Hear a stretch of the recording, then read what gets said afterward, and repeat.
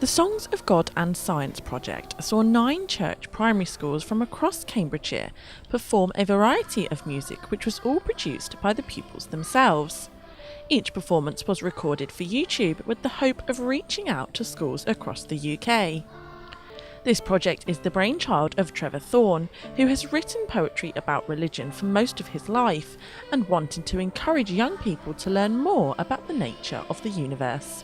Many of the songs are very specific with learning embedded in them.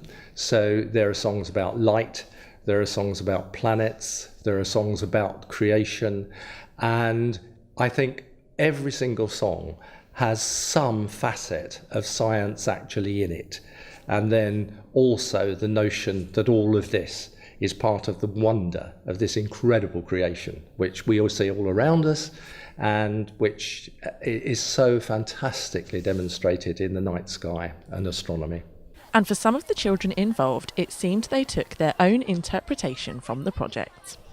We've learned that it doesn't matter if you're a religious person or if you're a scientist. It doesn't matter. You can be anything, and you can believe in whatever you want.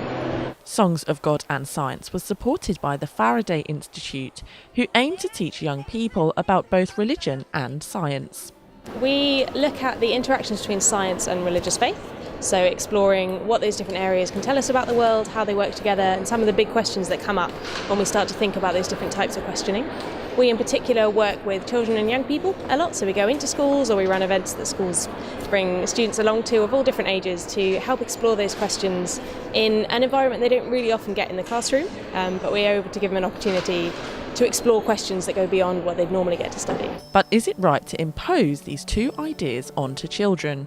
The particular difference here is we're working mainly with church schools, where that is actually, if you like, part of the underlying philosophy, that children are looking at this, and within the faith terms of the school, it's therefore good for them to think about both the opportunities of faith and the opportunities of science. And it seems this helped some of the children involved when producing their music.